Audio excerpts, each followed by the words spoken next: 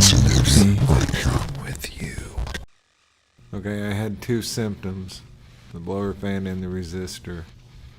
The fan wouldn't work till you hit 3 or 4, that's the resistor. The blower fan itself was humming, so that's how I knew it was bad.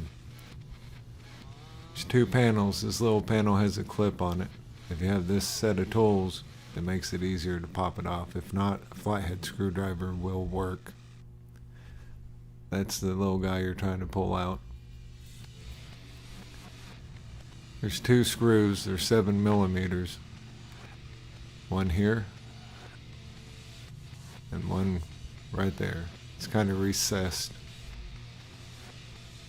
Now this piece right here goes inside this ductwork, so you got to pull down into the passenger side and wiggle it out.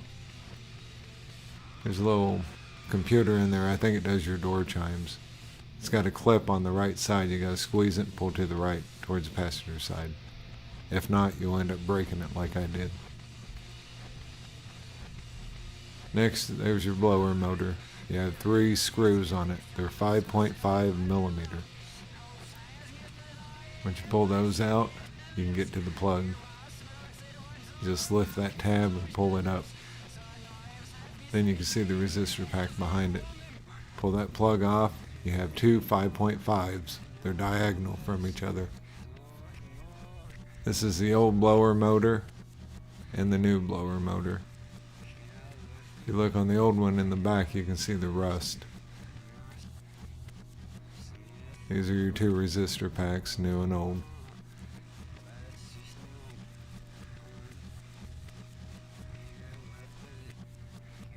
I have the fan wiring facing the driver's side.